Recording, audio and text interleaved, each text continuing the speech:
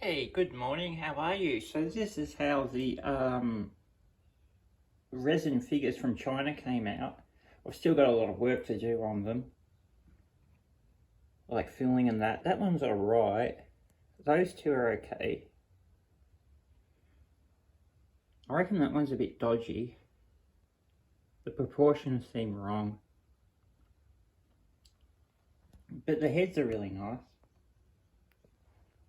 That's got a lot of filling to do, that one there. Seeing his arms and all that. They didn't go too well.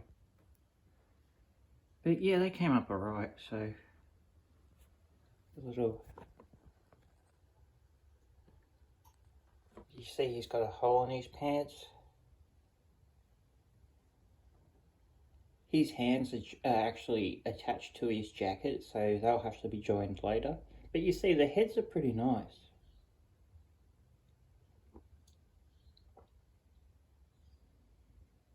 So not too bad. I'm working on my, have a quick look at that. I just put them there to just sort of display them, but yeah, they're not going to go there. I'm going to make a Berlin scene for them. But I'm working on my T-54. I just have a break from dioramas. It's a very difficult build. I tell you that now. It's a lot more difficult than the Miniart T-54-3 that I built earlier. But it's well worth it. This is a very difficult part here. Putting these fuel tanks on. You've got to wrap the photo etch around those parts, those plastic parts, and there's a little hook you put in at the top there.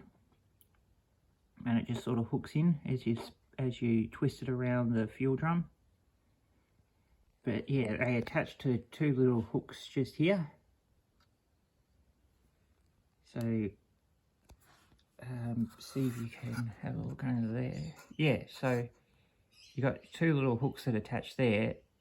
Then I glued on the fuel drum, and then I wrapped this around here, and it fitted. It hooked into the hook, so it went all well.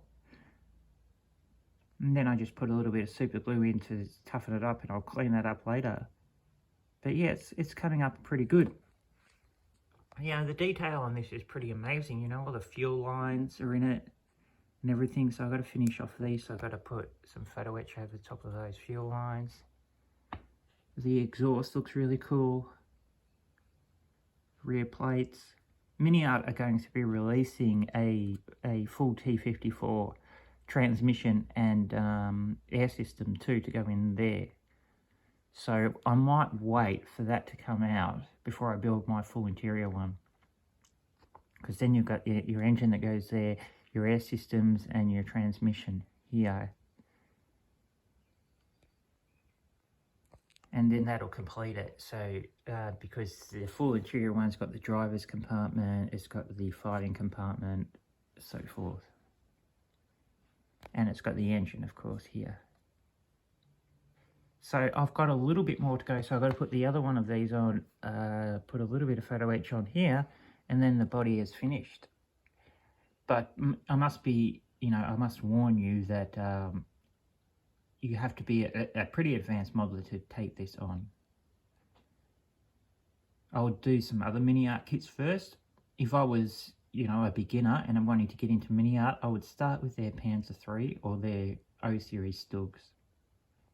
They're very difficult, but for, a guy that's done about, a couple of Revel kits and a couple of Tamiya kits, you could take that on with great difficulty, but you will be able to take that on. Well, anyway, I'm going to get back to it. I'm going to put the other side on, and then we can start on the turret of this beast. I'll speak to you again soon.